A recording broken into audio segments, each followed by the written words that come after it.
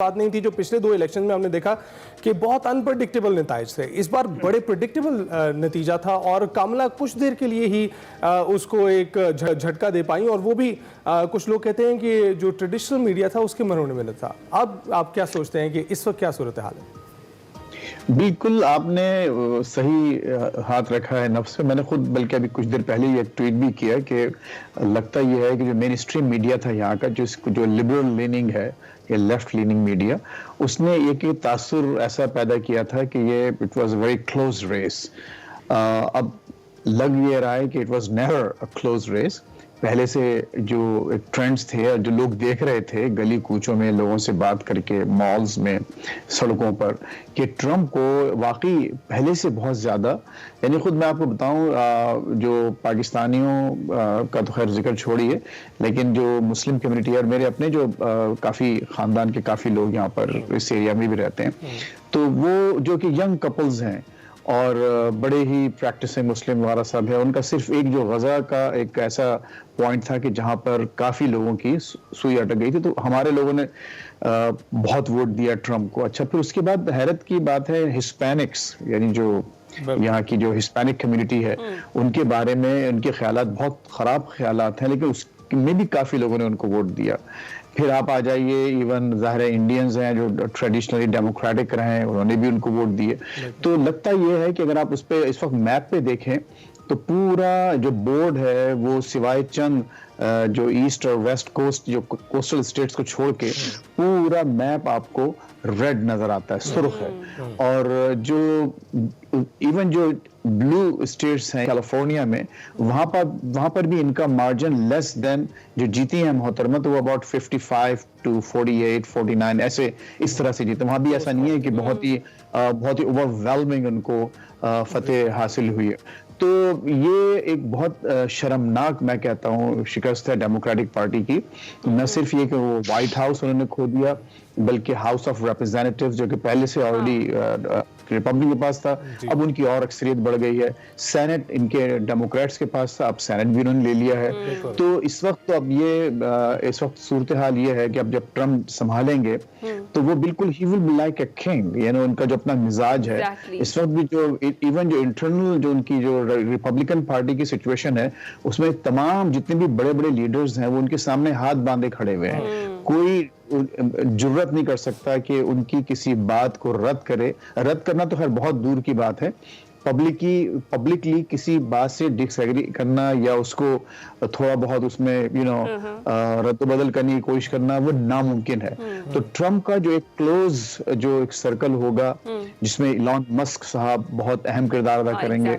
Elon Musk ने already पहले बिल्कुल कर चुके हैं, उन्होंने पूरा, आप देखिए, हालांकि मैं उनको वो नहीं करता, फॉलो नहीं करता, लेकिन मेरी जो टाइम लाइन पर हर सेकंड के बाद उनका एक मैसेज चला आ रहा था, तो बहुत एक्टिव रहे। और उन्होंने जो कहा है इलॉन मस्क ने कि वो गवर्नमेंट में काफी लोगों को यहाँ पर छांटी बहुत होगी, तो अभी बहुत से कंसर्न्स हैं। लेकिन देखिए, लेकिन एक बात, बॉटम लाइन ये है कि एक ओवरवेलमिंग अमेरिकन अवाम ने इनको वोट दिया है और हमको उस वोट की उसकी रिस्पेक्ट करना चाहिए, और जो उनकी जो विजडम है उनको चैलेंज नहीं करना चाहिए। It's okay, you know, this country is gonna be okay. कोई ऐसा बहुत बड़ी क़यामत नहीं आ जाएगी।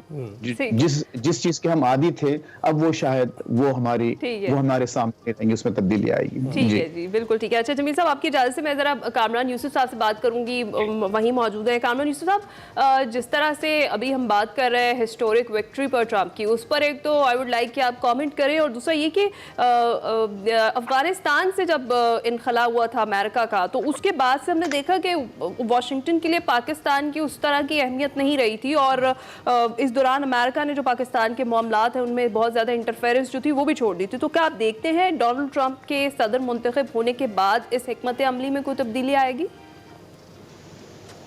देखिए, सबसे पहले जो बिल्कुल आपने ठीक कहा कि ये एक हिस्टोरिक गैर मामूली आई थिंक कम बैक है, और अमेरिका की तारीख में ये दूसरी मरतबा हुआ है कि एक जो प्रेसिडेंट है सेकंड टाइम जो है वो नॉन कंसेक्यूटिव टर्म के लिए वो इलेक्ट है। और उसमें जो सबसे इम्पोर्टेंट बात है, जो फैज रहमान साहब भी बात कर रहे थे, मैं भी, जो अमेरिकन मीडिया लगता है कि वो लिबरल और लेफ्ट लीनिंग, वो यही तासुर दे रहा था कि बड़ा कांटे का मुकाबला है اور 50-50 کی گیم ہے. بٹ آئی ڈونٹ نو کہ ویدر ان کی یہ بدنیتی تھی یا آن گراؤنڈ پہ ان کو سچویشن کا پتہ نہیں تھا کہ وہ اس طرح سے جو عام یا انٹرنیشنل جو آڈینس ہے اور امریکن آڈینس ہے ان کو وہ مس لیڈ کر رہے تھے, کیونکہ جو نتائج سامنے آئے ہیں وہ بڑا کلیئر ہے کہ ڈونلڈ ٹرمپ نے بالکل ایک سویپ کیا ہے. دوسرا جو سوال ہے ریگارڈنگ پاکستان, آئی تھنک اس میں کوئی شک نہیں ہے کہ پاکستان اور امریکہ کے تعلقات ہمیشہ ٹرانزیکشنل رہے ہیں. حالانکہ ایک ٹرم بھی کوائن کی جاتی تھی کہ Pakistan was once known as most ally of the US. ہم کمیونزم کے خلاف فرنٹ لائن اسٹیٹ تھے. امریکہ کی جو کیمپین تھی کہ آفٹر 9/11 اٹیکس اگین ہم فرنٹ لائن اسٹیٹ تھے. لیکن جو پاکستان اور امریکہ کے درمیان تعلقات میں آپ کہہ سکتے ہیں کہ گراوٹ وہ اسی وقت آنا شروع ہو گئی تھی جب ٹرمپ جو ہیں پہلی مرتبہ صدر منتخب ہوئے تھے. اسی وقت ہی, کیونکہ دو کہ اس میں ہمیں یہ ضرور نظر آتا ہے کہ بائی لیٹرل لیول پر اس وقت کے پرائم منسٹر کے ساتھ ان کی ایک پرسنل کیمسٹری ضرور بن گئی تھی. لیکن ہمیں نہیں بھولنا چاہیے کہ ٹرمپ نے جو وعدہ کیا تھا کہ تمام جو سویلین اور ملٹری ایڈ ہے پاکستان کی اس کو سسپینڈ کریں گے, وہ انہوں نے کیا. وہ کہ آلریڈی جو اوباما ایڈمنسٹریشن تھی کافی حد تک اس ایڈ کو انہوں نے کم کر دیا تھا. تو اس کے بعد پھر ہم نے بائیڈن جب آئے, حالانکہ بائیڈن وہ صدر تھے جو بہت عرصے تک فارن ریلیشنز کمیٹی کے چیئرمین رہے سینٹ کی, اور پاکستان کو بڑے اچھی طرح سے جانتے تھے. وائس پریزیڈنٹ جب رہے, جو کیری لوگر بل کے اصل جو خالق تھے وہ کہا جاتا ہے کہ بائیڈن تھے. بعد میں کیونکہ وائس پریزیڈنٹ بن گئے تھے اس میں پھر کیری لوگر شامل ہو گئے. تو انہوں نے یہاں تک گوارا نہیں کیا کہ پاکستان کے کسی بھی پرائم منسٹر کو, پہلے عمران خان کو اور اس کے بعد شہباز شریف جو PDM-1 اور 8 فروری کے بعد جب دوبارہ وہ منتخب ہوئے تو ان کو ٹیلی فون کال تک نہیں کی, وہ ایک کرٹسی ہوتی تھی. آن دی ادر ہینڈ جو ٹرمپ تھے 2016 میں جب منتخب ہوئے پاکستان کے خلاف, وہ کافی آپ کہہ سکتے ہیں کہ کرٹیسائز کیا کرتے تھے, لیکن انہوں نے اوتھ کا بھی انتظار نہیں کیا تھا. اچھی طرح سے مجھے یاد ہے کہ ودن 3 ویکس آف ہز الیکشن انہوں نے اس وقت کے پرائم منسٹر نواز شریف سے ٹیلی فون پر بات بھی کی تھی. تو یہ ان کی شو کرتی کہ انپریڈکٹیبل نیچر ہے. تو پاکستان کی I think at the moment in the eyes of Washington اور جو بھی انتظامیہ, ایون کاملا ہیرس بھی آتی, اب تو چلو یہ ٹرمپ آئے ہیں, اس لحاظ سے آپ ترجیحات دیکھیں فارن پالیسی تو وہ آئی تھنک پاکستان وہاں پر کوئی اتنی امپورٹنس نہیں ہے. یاد رکھیں آپ, جب ٹرمپ پہلی مرتبہ صدر بنے تھے تو اس وقت دنیا اتنی والیٹائل نہیں تھی. آج یوکرین کی لڑائی ہے, آج مڈل ایسٹ کے اندر کرائسس ہے, افغانستان سے وہ اپنے فورسز ودرا کر سکتے ہیں. صرف کوئکلی میں یہ بات کہوں گا کہ اگر آج پاکستان کے بارے میں واشنگٹن کے اندر بہت زیادہ تذکرہ نہیں ہو رہا تو یہ کوئی بری بات بھی نہیں ہے. شاید ہم اس کو ایز این اپرچونٹی بھی دیکھ سکتے ہیں, کیونکہ ادروائز پاکستان کے بارے میں واشنگٹن کیپٹل میں نیگیٹو زیادہ پازیٹیو نہیں ہوتی. بالکل بالکل.